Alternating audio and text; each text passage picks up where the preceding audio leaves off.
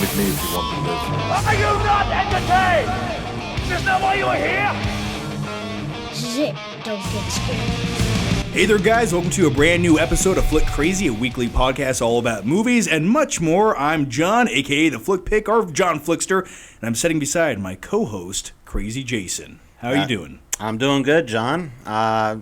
Recovering from the experience we just had of watching Blair Witch. We were sitting a little too close for that kind of movie. A little too close, and the smell of the audience wrapped around us probably didn't help with that. It smelled like a nursing home. A nauseating experience, to say the least.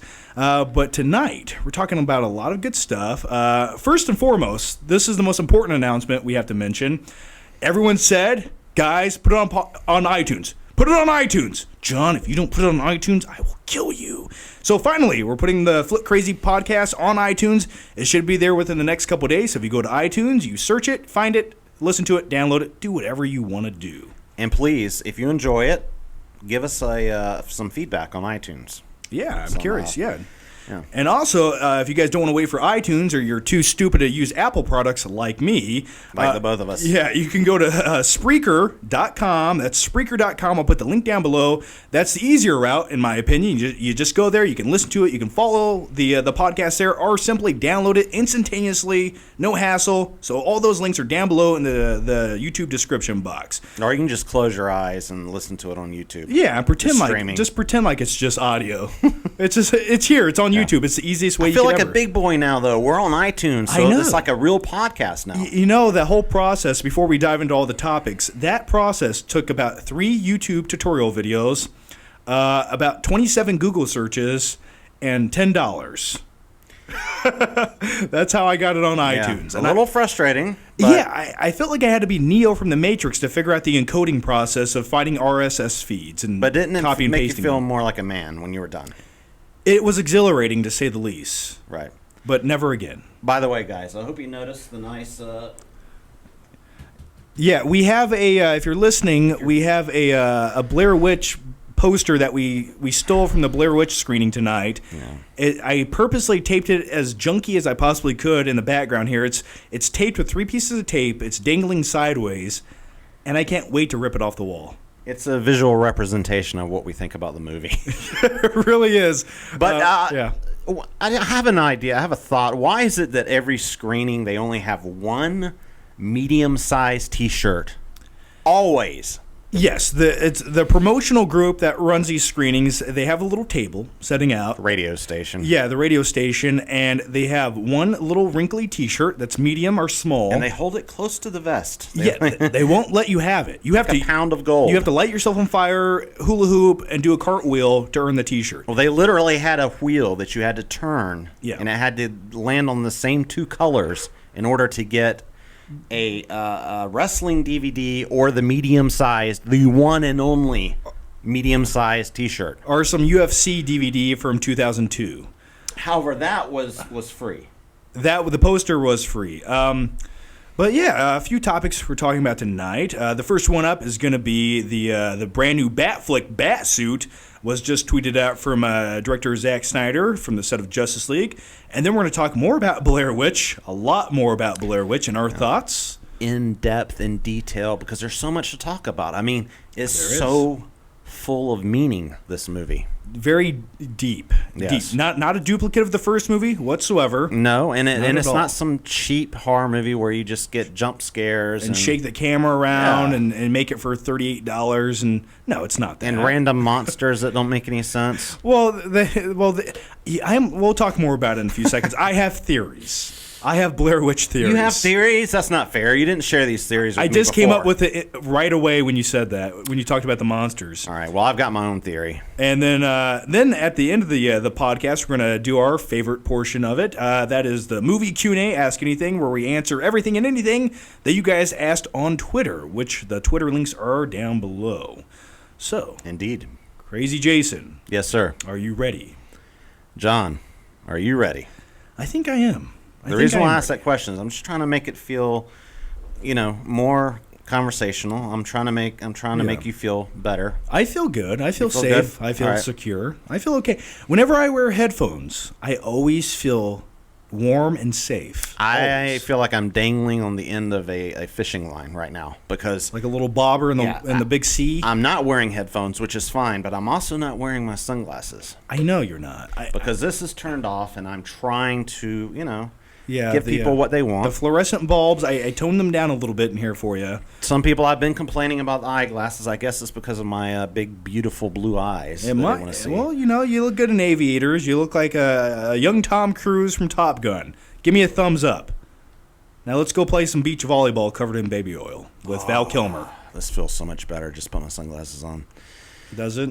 For you who are listening on iTunes. I don't trust you because I can't see your eyes. All right, so let's dive into the first topic of the day, and my favorite topic, Batman. Ben Affleck really got what he wanted, right?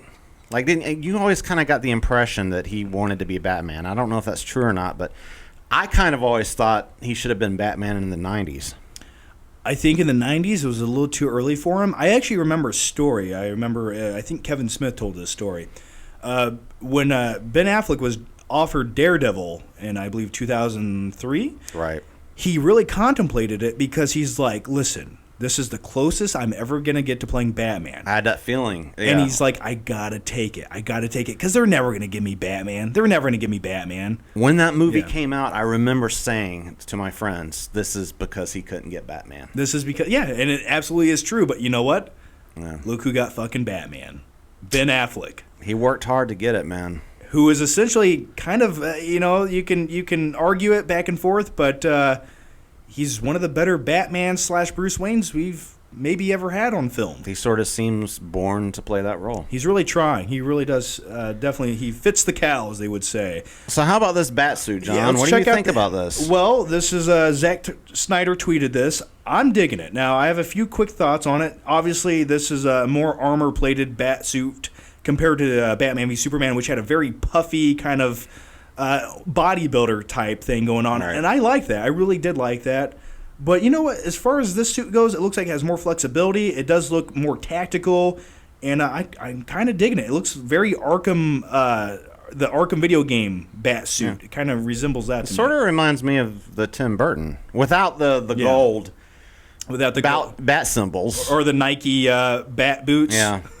To be fair, it is a little dark, so it's kind of hard to see what's going on with the ears, how tall they really are. I think the ears grew an inch. They had a little growth spurt. And they look rather tall. Yeah, and he's wearing bat goggles. I don't know if it's something to do with maybe it looks like he's welding something, or there's sparks flying, or he's about to do something. I couldn't tell you what he's about to do, but he's wearing bat goggles, and I kind of dig it. You know who he looks like? What? It's another Zack Snyder film called Watchmen, and do you remember the character of Night Owl? Yes. Does that not look like another version of Night Owl? Yeah, those eyes. Almost identical. Sure. It's almost identical, but I'm digging it. Speaking of that, just thinking of colors, do you not ever wish that they would re-inject a little bit of color into his uniform? Like blue underwear, like a blue cape, a blue cowl? Something.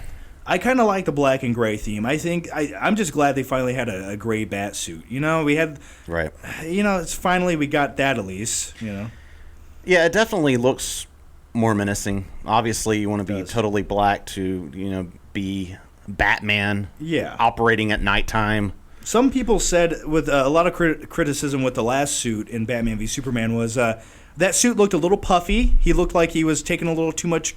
Protein supplements and growth hormones, and he looked a little bit. Some people said he looked a little bit obese in that suit. And I disagree with that. I get what they're saying. Yeah, but I actually liked that look. I don't know why. It just looked straight out of the Dark Knight Returns. But what do you think of abs in the suits? Ab plating.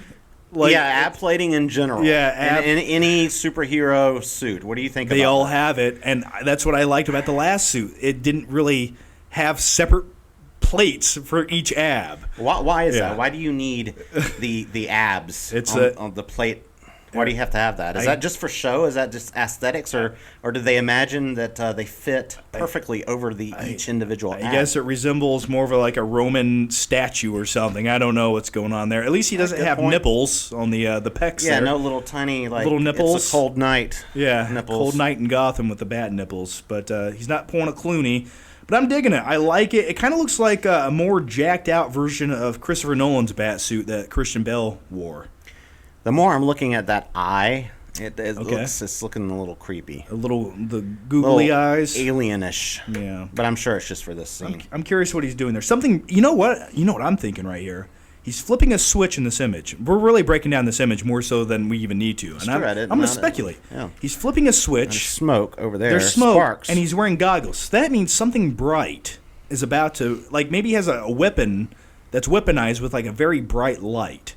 Like a laser or something to fend off the enemies. Maybe it's the emergency control in the Batcave.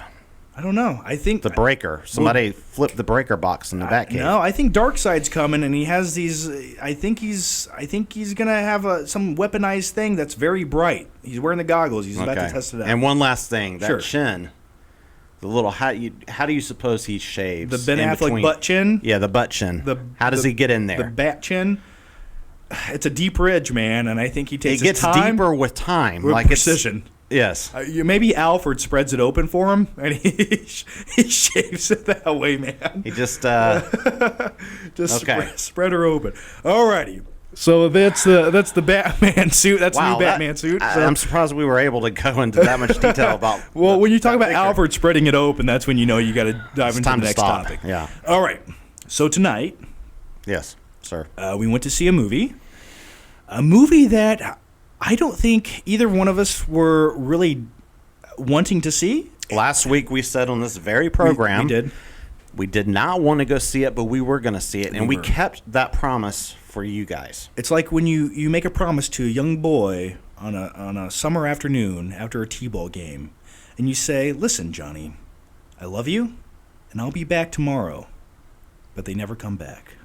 You had a faraway look in your you sort of glazed over eyes, which indicates to me that you are remembering something. I don't want to go there, man. Okay, I don't either. Let's talk about the Blair Witch soft reboot / remake / sequel, or as I like to call it, a cash grab with slightly better cameras. It was essentially the same movie with a better ending, and they used digital cameras this time around, and it had a drone. I wouldn't even say it was a better ending. It's just like they had a bigger budget, so they could do a little bit more with it. A more intense ending, a slightly. Yeah. They did a lot with the sound, of course. You know that's also comes with the bigger budget. I will say, on a positive note, the sound was very good. I like the sound mixing. It was probably without the sound mixing and that element of this movie, I don't think this movie would have even been terrifying. It was almost the movie was. I don't know if it was. There was a lot of laughs at this movie. A lot of inadvertent laughs. There was a lot. The audience interaction was interesting to me because of the laughing. And it did seem at inappropriate times, and it seemed like, what are they laughing at and why? I mean, there was obviously humor. Comedic one-liners here and there, sure. Yeah, and there's levity. Those two characters where they're pretty much just like, screw those guys. Just two characters that you're just like, they're going to die, but at what point do they die? And yet, I don't know if this is... I found those two characters the most interesting. Yes. I'd rather just follow those two creeps. Well, I think we're even reaching to find that because no one in this movie was interesting. No one was likable. And you really didn't care if anyone lived or died. And I remember thinking to myself, I want everyone to die. And please, can you make it happen in the next 23 minutes? Because I'm ready to leave. It's the halfway point of the movie. I was not interested. I could care less. And part of what makes that happen is because you see the main character and you're like, okay, I want to study this guy's face. I want to listen to what he's saying. But when, even at the beginning, it's and all these fucking crazy, strange angles and shaky cam and the digital filters that make it look like it's shot on VHS, but they're using DSLRs. Right. So they're making every it look cut, like it always has to look like it's messing up. Yeah, every cut. Yeah. Every single cut in this movie, they added like a fuzzy snow effect or digital distortion, or like I just said, almost like the tracking from a VHS tape was off, but yet they're using digital cameras the entire movie. Yeah, why is that happening? It's a very old trope that goes all the way back to the original, but it's more understandable in the original. They're using some cheap cameras, and then it's the stuff was hidden out in the woods, sure, for people to find, so it makes sense. But why are they just shoehorning that style in? So when it comes to the actor, the main actor, which is weak, very in my opinion, and Mr. Vanilla. Call him Mr. Vanilla. He looked like a skinnier, shittier version of Jai Courtney to me. And I just could care less. And his story is... Tell the story. Yeah, his story, and I don't really care, but his sister went missing, the original Blair Witch. Yes. So he's been waiting, 14 years or whatever?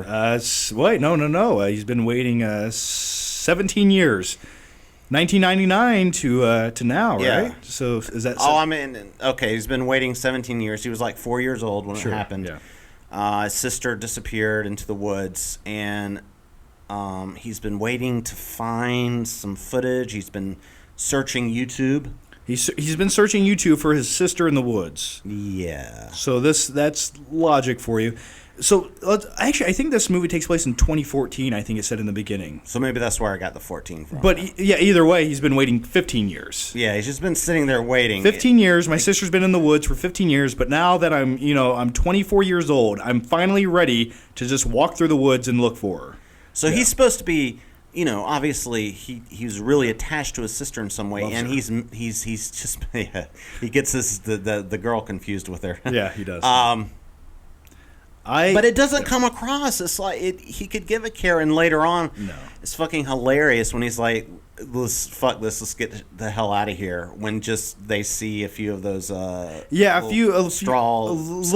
stick men dangling from a tree. Let's pack up and go. I'm ready to go. But not when the woman cuts her foot crossing a river within the first 12 minutes of the movie. Right, when that should have ended it, because the cut, it looked like it needed at least 20 stitches. And they're like, okay, bandage it up. Let's keep going. Yeah. See a few stick figures. Let's get the hell out of here. Forget the whole thing. And then it proceeds to the typical Blair Witch breakdown. And then you have I don't want to spoil anything. We're not going to do that. But this movie is pretty much a duplicate of the first movie that explores a few more things that the first movie couldn't do due to budget constraints. And that's essentially it. It is the exact same movie as the first movie with just a little bit more money tossed at it. I remember about halfway through, I think you leaned over and said remake. It felt like a remake, and it did. And I would say, and I'm sorry to all you guys who, if you love it, great. And I would say it does deliver some jump scares. If you're just going in looking for jump scares so that your lady friend jumps into your lap, then this would probably do it, especially with the sound effects and everything. And the best thing that I can say about this movie is the last 15 minutes, and there's a couple of places where it actually gave me a little bit of anxiety. Yeah, a little bit there's claustrophobic. Yeah, I agree. I agree with you. The last 15 minutes were the best. And I was just thinking about this. That when movies take place out in the woods, for me, it's boring. It kind of gets stale real quick. I need environments inside in buildings. They're creepier. You need hallways, you need doorways, you need windows, you need all these elements that really add to it. When you just see all these trees and all these leaves, I get bored by it. The environment kind of gets real stale real quick. That's why the middle part because they're obviously gonna follow the standard story of separating out all the characters to go down their own path. You gotta pick one off at a time. One after the other, and that's when the slow part kicks in and you're out in the woods, and especially with the camera work where it's just you just zooming around and everything. Well, the thing about this movie is here's how I'm going to sum this movie up. Have you ever watched a YouTube vlog video, Jason? Yes, John, I have. Now, could you imagine watching one of those for an hour and a half where the person holding the camera just never stops shaking it, just shakes it and screams into it for an hour and a half? Would you pay $10 to go watch that? Probably not. But then again, I wouldn't. I could probably watch it on my computer screen, not on a big fucking theater screen. 85 foot theater screen. They Sure. really should have seizure warnings for these movies. Yeah. I was between. This is really bad. I was between a seizure and falling asleep, and that's not a real pleasant place to be. Yeah, movies like this. Let's look at the bigger picture of it. Okay, so I think our overall thoughts on the movie. It's not necessary. I think it was wasted potential and time. And if you've seen the first Blair Witch, they essentially just remade this for younger kids to go watch it. That's all it is. That's what this movie is. They remade the Blair Witch for a younger audience. I think you're right, and I think that's another current trend that I just don't like. Also, I mean, there's a lot of little things that bothered me. I'll take what Go bothered ahead. you. Well, I was going to say this. I was just going to look at the big picture real quick. This is a found footage POV movie, okay? Yeah. So why did the first Blair Witch work so well? Why did it? It was a little bit. It was right in the early before the heyday of the internet kicked in, where everything about every movie, every rumor, was just laid out right on the front page of Google or IMDb, and the original Blair Witch in 1999, it was still a mystery. That point of view, that found footage thing, you could buy into it. You could buy into the hype. You didn't quite really know what was happening. It was the perfect time. It was the perfect time of the early life of the internet where they had a website. Sure. And you could go to the website, and it was very exciting. I mean, before social media or whatever, before deconstruction. Yeah. And there were some nabobs out there who believed that it was real, and that's kind of what they were going for. And then, but even if you didn't believe it was real, you were still. It intrigued you. There's something in it. You had to go see the movie to see what all the fuss was about. There was no confirmation anywhere. You couldn't confirm it. You had to go see it to confirm it for yourself. Nowadays, going into this Blair Witch essential remake, it's another found footage movie. It's nothing more. It won't be remembered in 2 weeks. No one will talk about this for 16 years like they did with the original Blair Witch. No. And it really, if you really break this movie down, it's no different than any other POV movie. I mean, I've seen a lot of bad ones. You go to the Red Bin, or you go to the Red Box, you see hundreds of them. Or just get on Netflix. Or VOD or whatever. And, here's my summary of it. It's not necessary, and I thought it was a waste of my time. Yeah. What's funny is that phone conversation we had before I drove 45 minutes in 5 o'clock traffic to get there. I knew it was going to be terrible, man. But you're just like... There's something about found footage movies that are so unsettling, not in a good way. Yeah. You just can't even enjoy them. There's just no enjoyment. It's like watching someone's shitty home videos where Uncle Charlie shakes the camera for no reason. I did enjoy the original, and there are some found footage movies that I think are pretty good. Yeah. They're clever. Here's one thing that really bothers me is when somebody has a larger budget and they try to duplicate what the lower budget did with the larger budget instead of actually shooting it lower budget. Sure. One of the things I actually enjoyed about this movie was when they switched to the DV camera. There's a couple of characters who actually have a DV camera. When they switched to that camera, I preferred that look. That was raw and gritty like the original one, instead of all the stuff they're trying to use with the Bluetooth cameras. The made-up Bluetooth cameras that each character put on their ear. That way we could have a reason to see their point of view at all times, even though they don't have a camera in their hand. That the camera quality on those was phenomenal. Yeah. Almost better than the main camera they were using throughout the movie, that DSLR that she was using. But it wasn't even... That was even a fake camera because I believe it was shot on... I don't know. I could be wrong, but I think it was shot on like an Alexa or a Red one. Yeah, of course. And then they went in with a whole bunch of filters and downgraded it. And so why not just shoot on...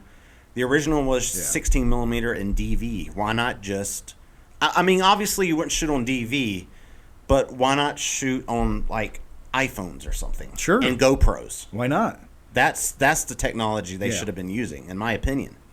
I would agree. It felt like kind of wishy-washy reasoning behind everything that they did in the movie. It's baby food, man. It's I'm baby telling food. you, everything is bland. Everyone now. has to have a camera for no reason so we can have their point of view. And then we have a random ending where we don't explain it and we think it's aliens. Yeah, I'm glad you said that. There was bright, one, lots of bright lights. yeah. And then there was something, I don't want to be spoilery. Have you seen the original movie? Okay, you've seen this one. It just expands upon that. But I'm trying to make sense of it, and that's not for this podcast. But because there's, I mean, we could talk about it, we could go on about it, and try to come up with some theories. But like, at some point, you feel like, what is this? Aliens? Is what's going on? I mean, who's the witch? What is the witch? Why What's does it that crawling exist? on the wall? Yeah.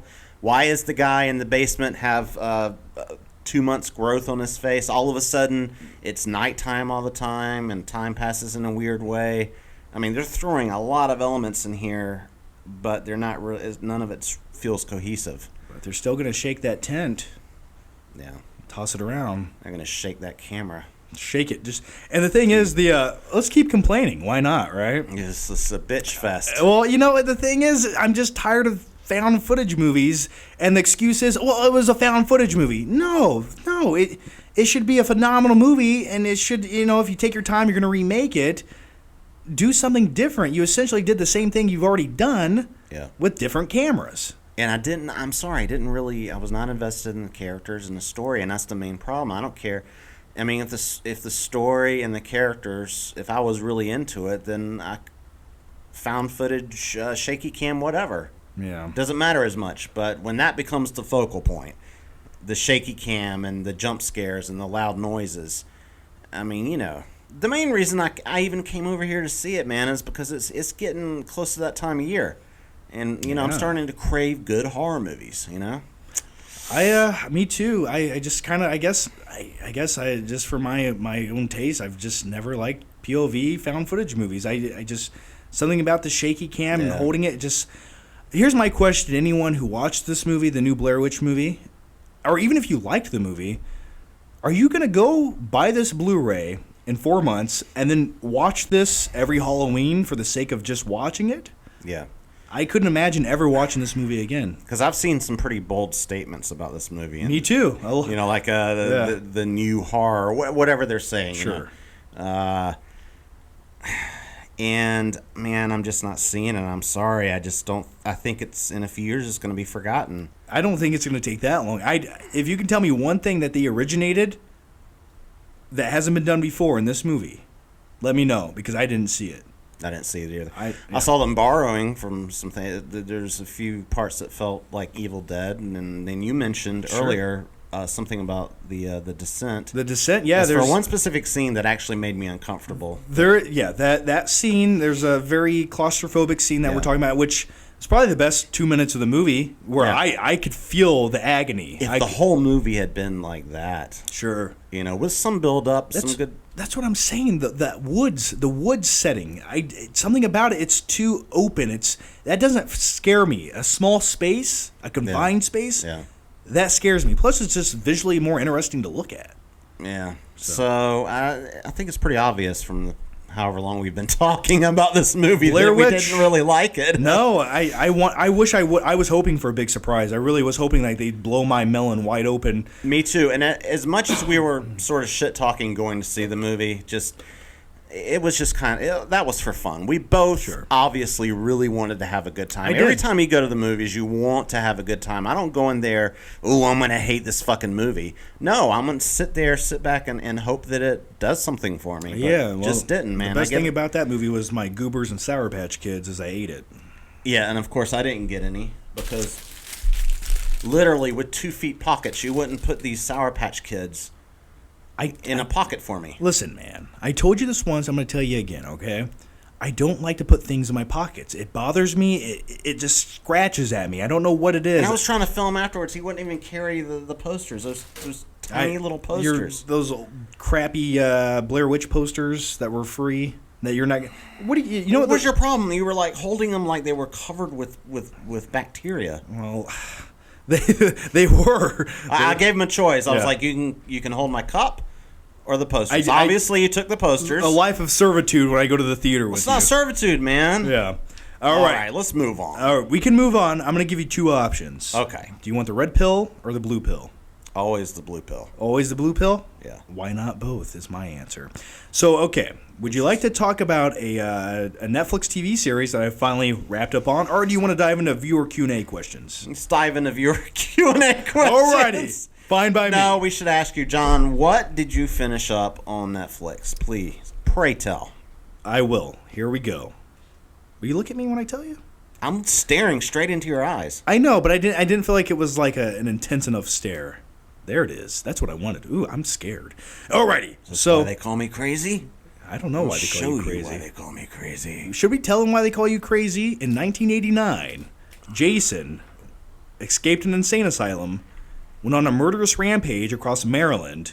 87 families vanished that night, and some say he drove through 3 states wearing a woman's head as a hat. And what's really amazing is that I was only 3 years old. In 1989, you lie. I was 2. Alrighty. You were 3, right? I don't know, 2, 3, I don't know. Alright, so who cares? Speaking of strange things, let's talk about Stranger Things. How'd you like that segue? That was a great segue. It's going to go in the podcast Hall of Fame. I hope it does. So finally, guys, I did it. I'm accomplished. I'm accredited. I did something with my life. I finally watched the entire first season of Stranger Things. Sure, the hype is over. The hype, but you got through it, man. You pushed through. Did. And you finished something. I am a warrior. Yeah. And I'll tell you this. I overall enjoyed it. I liked the nostalgia vibes. I liked how it borrows from 27 other movies that came out in the 1980s. I like all those feels. I like those feels. Yeah. There are some really good scenes, but a few underwhelming ones. I will say that. And you know what? I actually enjoyed the build-up more than I enjoyed the final few episodes. The build-up was the best part, and when I sort of understand, it was kind of what you were saying last time, which Yeah. was you kind of just didn't want something to happen. You kind of just wanted that setting, and kind of like a Freaks and Geeks kind of show, Sure, where yeah. it doesn't have to go to the dark place and people don't have to die. keep the eeriness in the backdrop, but let's play some more, Dungeons and Dragons. Give me some more of that shit, please. Right. But they definitely left it off on somewhat of a high note to continue to season 2. What's going to happen? I don't know. Yeah, that's a big mystery. I mean, they had a couple of little, like him leaving out the. I don't want to spoil it. Don't but spoil leaving out the food or whatever. Sure. For Elle. Yeah. Presumably. I'm wondering if they're going to bring that character back in whole, or is she going to be some sort of disembodied thing? A glowing angel from above. I don't know. I don't know what's going to happen. A glowing angel from above. A glowing angel from above. Oh, my God. A mysterious figure that floats around through space and time. I don't know. All I know is I want to wrap my room with Christmas lights and hope that they start blinking. Are you going to buy the Blu-ray, or is the Netflix I think sufficient for you? I think the Netflix was sufficient. Like I said, there might be episodes where I'd want to go back and revisit, but to rewatch the entire series over again, I don't know. Not for me. Not for me. All right.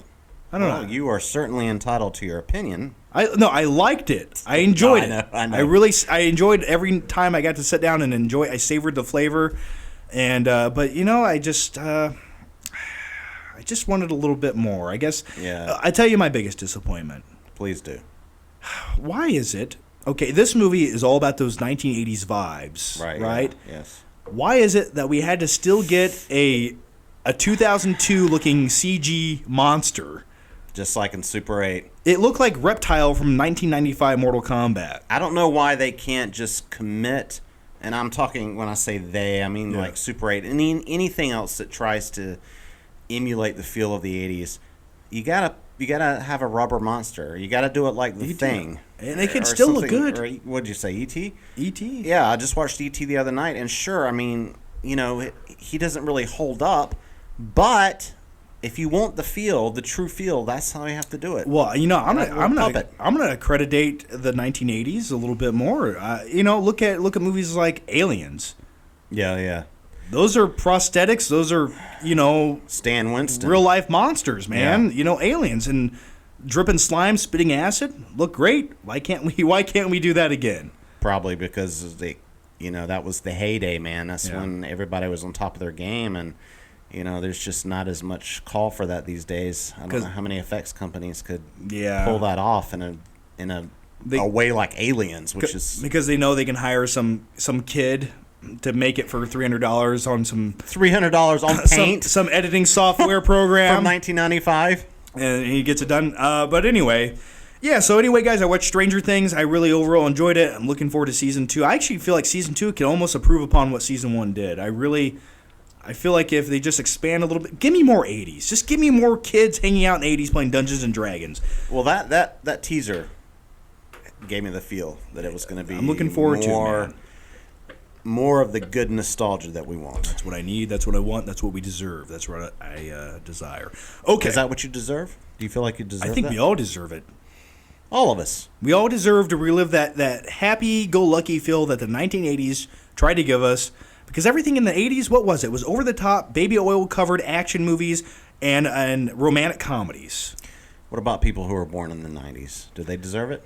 Oh, man. Do they deserve to know how good it was? I don't know. That's a question. No. I know the millennials don't. No, they don't. God damn it. I read it. We're going to dive into the Q&A questions, I promise. I read a very interesting article about millennials. You wrote? I read. Oh, I was about to be impressed. Absolutely not. And now I'm not. I could write an article, a scathing one. Scathing. A scathing article, I tell you. These kids nowadays, they never listen. And their tunes are too loud, I tell you. That Elvis Presley shaking his knees on TV? No. Gonna go out like Peter Parker and get us the... Well, anyway, as far as the millennials go, I read that they're killing the movie industry, the movie theater industry. They are killing the napkin industry. The napkin industry? What are they doing? Wiping with their sleeves? And they're killing the home improvement industry. So they're basically... Because they're lazy? They don't want ownership, they don't care about how things look, and they're too lazy to eat cereal. Wow. You're definitely not a millennial, John. Are they too lazy to eat cereal? It said they're too lazy to eat cereal. It said my God, they just need mush to come through a straw? Yeah, they want to drink mush, like baby food, as you put it. Where did you read this? I don't want to tell. Anyway, all right, so let's dive into your questions, where we pretty much take anything and everything related to movies, we answer it, and are you ready for this? I think I'm ready. I know I'm ready. I'm ready. You've been over there studying it. The questions. All right. So the first question up comes from Walter Isaac from Twitter. Do you like any Michael Bay movies? Not a one. Not even one. And I'm sorry to say that, but I have to be honest. Well, you mean to tell me... Now there's and then there's tolerable. You mean to tell me Transformers Revenge of the Fallen isn't your favorite movie ever? No. The problem is I go into a movie like Transformers. And it's not that I love big spectacles, but his movies are so devoid. They're so empty. They leave me with an empty, depressed feeling. There's no substance. No substance whatsoever. No substance. I had high hopes for The Island. And I was really looking forward to that, when it came out. And again, it had that void, that... I don't know what that. It was kind of like no oxygen, no humanity. Yeah, there was just no humanity. Everyone's a robot. His movies, for the most part. Now, I do like various Michael Bay movies. I have a few that name a few. I kind of, do. 1996, The Rock, starring Nicolas Cage and Sean Connery. I do like The Rock. Winners go home and fuck the prom queen. I wasn't going back. I wasn't going that far back in my mind, but I do like The Rock. That's my favorite Michael Bay movie. It still has that feel, though, that kind of devoid. But it's definitely his best work, in my opinion. Definitely a solid mid-'90s action movie. Yeah, and I think if anyone else that didn't have the screen presence or the characteristics or mannerisms of Nicolas Cage was in that starring lead role, I don't think you would have had the movie you had. No. Nicolas Cage, you can turn crap into golden crap. I like watching Nicolas Cage in anything. I do too. I don't care how many shitty movies he makes. So do you like any Michael Bay movies? Once again, reiterate it for me. Not The Rock, then, I guess. I forgot about that, yeah. I have a few. All right. Shoot. I'm sorry. Father, yes, son? Father, I have a movie confessional. Please proceed. Okay. In 1998, when I was a young man, I didn't have many friends. I went to go see the movie Armageddon in a movie theater by myself because I didn't have any friends once again. I remember being so stupid as a young man, I forgot to look at the movie times and I just read the title that said Armageddon. I went to a dark, empty theater for 3 hours and waited for the movie to start before it finally started because I was too stupid to think that it was playing in another theater. Should I continue, Father? No. Get the fuck out of my church. Get out. Go, son, get a girlfriend and get a brain. Okay. Please. So what the hell are you talking about? I was a young Sitting man. for 3 hours. Okay. You literally Listen. sat for 3 hours. Like I might have slightly embellished it. I think I went to a dark. This is a true story. When I was young, that's all true. Went to a theater. I think I might have sat there for like maybe an hour and 20 minutes. You really were kind of an innocent young man. I was a little wide-eyed boy riding his bicycle around town looking for a good time. This didn't really start to grow. The brainstem. It developed when I was 25. Anyway, long story short, I guess I got out of the movie about an hour and a half later than I should have because it finally did start. So you just sat in the dark theater, and this was back obviously before smartphones. Yeah, or anything, smartphones. So. I didn't have a watch. I didn't even think about it. I was just like happy to be at the movie theater. My mom by yourself. My mom gave me like, but you know what? That's fun. That's a good time some days. Okay, all right. But anyway, but not when you don't have anything to. Well, look anyway, at. I remember I got out of the movie an hour and a half after it started, and then my mom was there to like pick me up or something. They thought I was kidnapped. I remember like 3 theater managers came looking through the aisles of the theater, and they finally found me, and then like took me up front, and so that's my story. That's my Michael Bay story. He was not kidnapped. He was just merely. I couldn't keep track of time. A little touched. So that's my Armageddon story, and I eventually, I guess I just grew to like the movie because of that a little bit more. I don't know. I guess you were a little bit younger. You saw it through a little more innocent eyes. I was a little more jaded when I saw it, a little bit older. And just the slow motion American flags and the kids running around in slow motion, everything, things like that. It got a little silly for me. What was the other movie that was it? Deep Impact was that the other one we discussed? Yeah, the same year, two of the same movies. Yeah, I kind of went for that one more. I mean, yes, Armageddon was entertaining. I'll give it that, but there was just a lot of silliness in it. Oh, Michael Bay, the things you do. All right, the next one up is from Mario Martinez from Twitter. He asks, thoughts on Stanley Kubrick? What a very broad question. That is a broad question. I don't really know how you answer that. We could devote an entire podcast to it. Perhaps one day we will.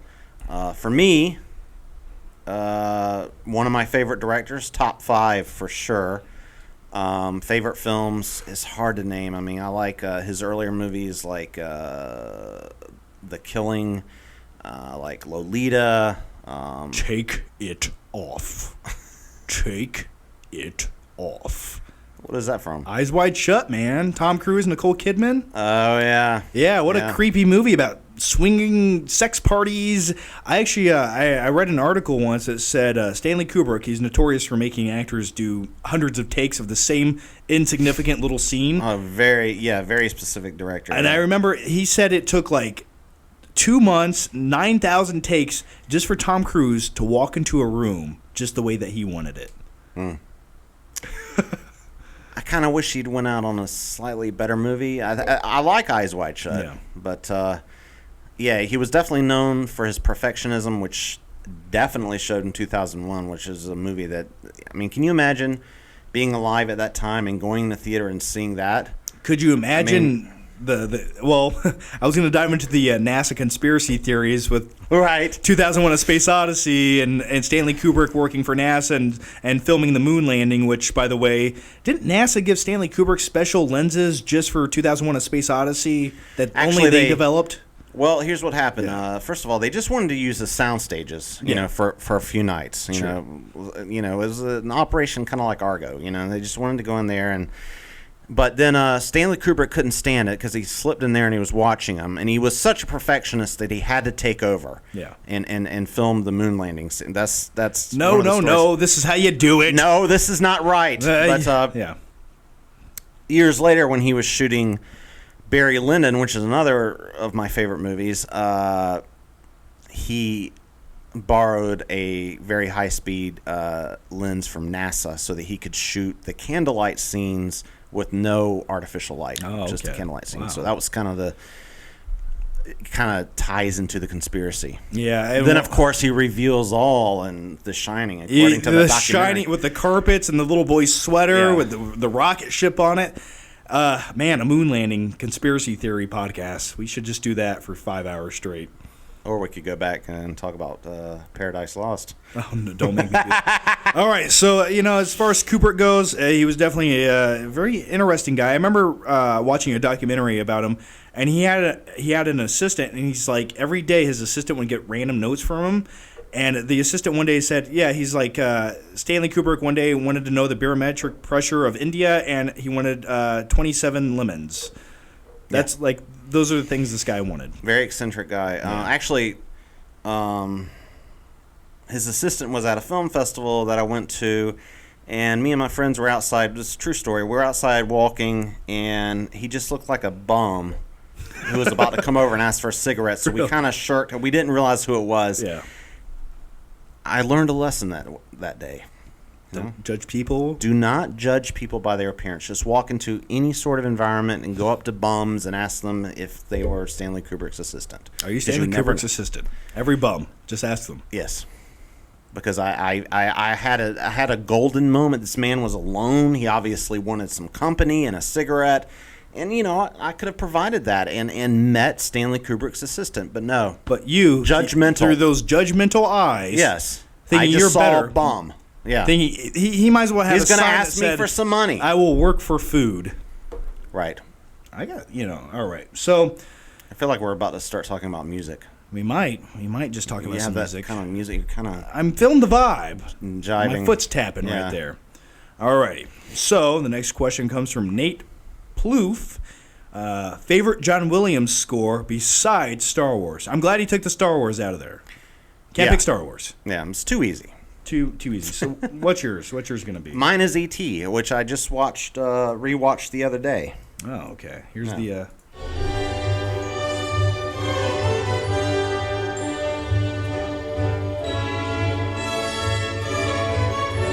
Jesus, that makes me want to get on my BMX bike with a little alien in a basket and jump over the moon, man. Yeah. That shot of him going over the moon. I mean, you got to have... That's another thing that seems to be missing these days. Scores like that. Yeah. I mean... Memorable scores. The days when you used to go out and buy the soundtrack. Yeah. It was important as getting the DVD. Getting the soundtrack. For me, I've always been more of a Zimmer guy than a John Williams guy. Yeah, Don't get me wrong. Yeah, Zimmer to me is just music you can actually listen to, and it kind of like... Motivational. It goes with life a little bit better for me. But yeah, if I had to pick one, I would probably go with Jurassic Park. Because my name's John and I like dinosaurs. My name's John and I like dinosaurs.